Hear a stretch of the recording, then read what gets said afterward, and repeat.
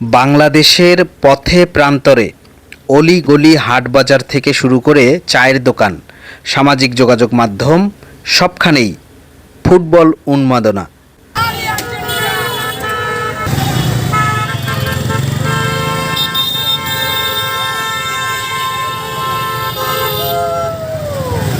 বলা চলে বাঙালির রক্তে শিরায় উপশিরায় মিশে আছে এই ফুটবল। বিশ্বকাপ ফুটবল এলেই দৃশ্যমান হয়ে সামনে ভেসে ওঠে ফুটবলের প্রতি বাঙালিদের উন্মাদনা, উচ্ছ্বাস আর উত্তেজনার প্রতিচ্ছবি। বাংলাদেশের শিশু কিশোর, যুবক যুবতী, প্রবীণ সব বয়সের সবাইকেই যেন এক সুতোয় গেঁথেছে এই বিশ্বকাপ ফুটবল। কিন্তু আসলেই কি আমরা বাংলাদেশিরা হৃদয় থেকেই পরিপূর্ণ তৃপ্তি পাই? এই বিশ্বকাপ ফুটবলে আমাদের প্রিয় জন্মভূমি বাংলাদেশের অবস্থান একেবারেই তলানিতে কেন? বাংলাদেশের ফুটবল ধ্বংস হওয়ার পিছনে কি কি কারণ রয়েছে, সেগুলো নিয়ে দায়িত্বশীলরা নীরব থাকেন কেন? যে দেশের মানুষ ফুটবলকে এত ভালোবাসে, সেই দেশের নিজেদের জাতীয় ফুটবল দলের অবস্থান কোথায়? তৃণমূলে এই ফুটবলের সমস্যাগুলো কি কি তা চিহ্নিত করে কাজ করছেন কারা, কি করছেন তারা? এই প্রশ্নে যাওয়ার আগে ভয়েস অব গাইবান্ধার সকল দর্শকদের জ্ঞাতার্থে জানাতে চাই যে এই ফুটবল একসময় বাংলাদেশের সবচেয়ে জনপ্রিয় খেলা ছিল।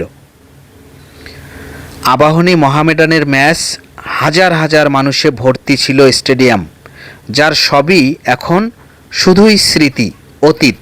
বাংলাদেশের ফুটবল একেবারেই বিশ্বমঞ্চে কিন্তু তলানিতে। তো সেক্ষেত্রে আপনি তৃণমূলে যে এই যে কোচিং থেকে শুরু করে গাইবান্ধায় যে ঘাম ঝরা পরিশ্রমের মাধ্যমে এখান থেকে জাতীয় পর্যায়ে কিছু ছেলে এবং মেয়ে আপনি তৈরি করছেন, তো আসলে কতটা কষ্টসাধ্য? আর বাংলাদেশের যে সরকার এবং বাংলাদেশের রাষ্ট্রীয় ক্ষমতা থেকে, রাষ্ট্রীয় প্রভাব থেকে মুক্ত রাখতে গেলে এই ক্রীড়া অঙ্গনটাকে কি কি করতে হবে এবং কি কি বাধা রয়েছে, আপনি যদি একটু বলেন সব মিলিয়ে সংক্ষেপে। ধন্যবাদ সিরাজ ভাইকে। আমরা মূলত বিশ্বকাপ তো একটা উন্মাদনা তৈরি করে সারা বিশ্বে, সেই হিসাবে গাইবান্ধাও এর ব্যতিক্রম নয়। আমরা তৃণমূলে কাজ করি ফুটবল নিয়ে। আমি মনে করি যে বর্তমান প্রধানমন্ত্রী তিনি ক্রীড়াকে শুধু খেলা হিসাবে দেখছে না, তিনি ক্রীড়াকে এই ক্রীড়া দিয়ে যেন তার নিজের জীবন ভরণ পোষণ করতে পারে, তার জন্য তিনি ক্রীড়া যারা খেলাধুলা করবে তাদেরকে সে ভাতা দিবে এবং তাদেরকে স্বাবলম্বী করার জন্য, শখ নয় পেশাদারিত্ব সে তৈরি করার জন্য কাজ করে যাচ্ছে এই আমাদের বর্তমান প্রধানমন্ত্রী এবং ক্রীড়ামন্ত্রী আমিনুল ইসলাম। আমি তাদেরকে ধন্যবাদ জানাই। সেই সঙ্গে আমরা গাইবান্ধায় আমাদের জেলা ফুটবল খেলোয়াড় অ্যাসোসিয়েশন ফুটবল নিয়ে দীর্ঘদিন ধরে কাজ করছে। আমরা সেই কাজের যে সাফল্য আমরা সেটা আপনারা মাঠে দেখতে পাচ্ছেন যে আমরা প্রতিনিয়ত বিভিন্ন টুর্নামেন্ট এই ঐতিহ্যবাহী এনএস মডার্ন উচ্চ বিদ্যালয় মাঠে আয়োজন করছি এবং এখান থেকে আমরা ব্যাপক সুনাম অর্জন করেছি এবং সাফল্যতার দ্বার শিখরে পৌঁছে গেছি ইনশাআল্লাহ। আমি আরও মনে করি যে যদি আমরা ভালোভাবে গাইবান্ধায় আমরা ভালো পৃষ্ঠপোষকতা পাই, যেরকম আমরা গণ উন্নয়ন কেন্দ্রকে পেয়েছি, তারা এই ফুটবল টুর্নামেন্টকে জাগ্রত করার জন্য বিশ্বকাপ উপলক্ষে তারা যে আমাদেরকে স্পন্সর করেছে তাদেরকেও আমি ধন্যবাদ জানাই। সালাম সাহেবকে, তিনি অত্যন্ত একজন ভালো মানুষ এবং তিনি আমাদেরকে এই জিউকে গোল্ড কাপ ফুটবল টুর্নামেন্টের খেলার বিষয়ে তিনি সার্বিকভাবে সহযোগিতা করেছেন। আমরা আমাদের সন্তান যেন বিশ্বকাপের আসরে আমাদের সন্তান যেন দেখতে পারে যে বাংলাদেশ বিশ্বকাপে খেলছে, এইটা হতে গেলে এই সফলতাটা পেতে গেলে কি কি অন্তরায় এবং কি কি কাজ করতে হবে সংক্ষেপে বলুন। ধন্যবাদ। আসলে গ্রাসরুট লেভেলে বাংলাদেশে কাজ করার মতো প্রথম যেটা সমস্যা সেটা হচ্ছে মাঠ সমস্যা, এটা একটা সমস্যা। তারপরে ভালো কোচিং লেভেল তৈরি করতে হবে সব প্রতিটা জেলায়, এটার একটা সমস্যা। তারপরে ভালো পৃষ্ঠপোষকতা, এটা তো একদম বরাবরই সমস্যা, পৃষ্ঠপোষকতা পাওয়া যায় না। এবং বাংলাদেশ ফুটবল ফেডারেশন আমার মনে হয় তারা সারা পৃথিবী থেকে যেভাবে তারা নতুনত্ব প্লেয়ার কালেকশন করে দেশের জন্য মানে বিশ্বকাপে যেন যেতে পারে তার জন্য যে কাজ করে যাচ্ছে নিরলসভাবে, আমার মনে হয় 2-4-5 বছরের মধ্যে ইনশাল্লাহ আমরাও বিশ্বকাপে যাওয়ার মতো আমাদের একটা দল তৈরি হবে আমি মনে করি। তো সেখান থেকে রাষ্ট্রের আসলে সবচেয়ে বড় কাজটা রাষ্ট্রের করতে হবে, কি মনে করেন আপনি?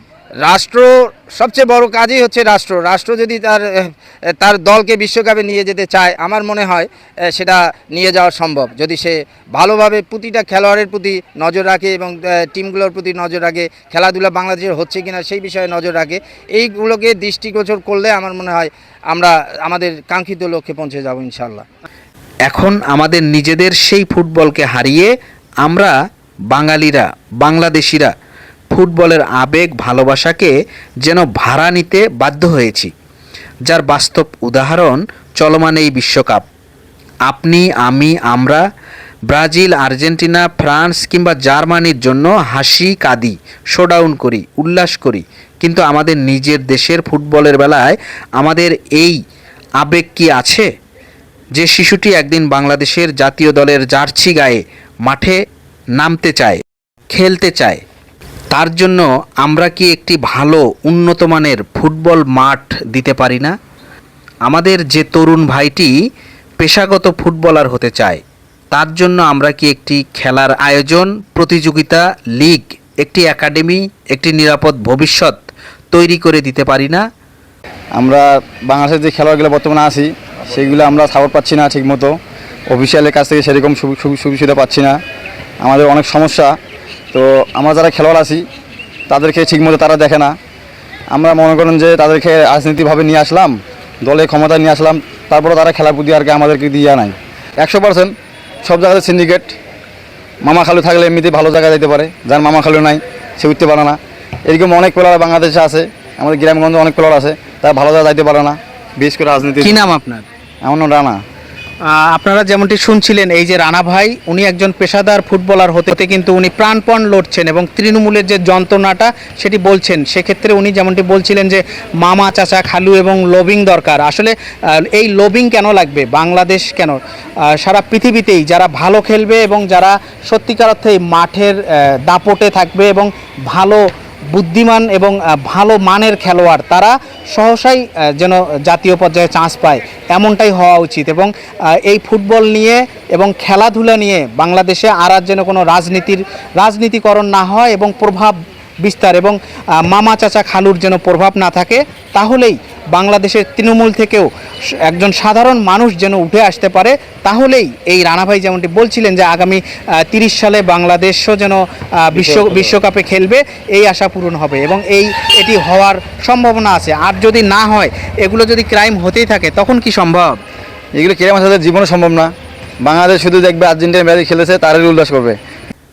হয়তোবা আসলে পারি না বলেই দীর্ঘশ্বাস নিয়ে ফুটবল থেকেই মুখ ফিরিয়ে নিতে হয় হাজারো তরুণের। তবে এই বিশ্বকাপের উন্মাদনার মাঝেও এই একটি প্রশ্নই বারবার ফিরে আসে। আমরা অন্যের ফুটবলে মুগ্ধ হই, কিন্তু আমাদের নিজেদের বাংলাদেশের জাতীয় ফুটবল কোথায়? এই বাংলাদেশের গর্ব, অহংকার, পরিচয়ের অংশ সেই অতীতের ফুটবল আজও হয়তো কোনো গ্রামের ধুলো মাখা মাঠে, কোনো কিশোরের স্বপ্নে, কোনো আঞ্চলিক স্টেডিয়ামের মরিচায় স্মৃতি হয়ে বেঁচে আছে। তবে আবারও সেই স্মৃতি জীবন্ত করতে প্রয়োজন শুধু ইচ্ছার, পরিকল্পনা আর অঙ্গীকারের। নিশ্চয়ই লাল সবুজের পতাকা হাতে বিশ্বমঞ্চে বুক ফুলিয়ে গর্বের সাথে আমাদের সন্তানেরাও একদিন উচ্চারণ করবে, বিশ্বকাপ ফুটবলে আমাদেরও দল আছে, আমাদেরও স্বপ্ন আছে। আমরা সে অপেক্ষায় থাকলাম। Shahjahan Siraj, voice of Gaibandha.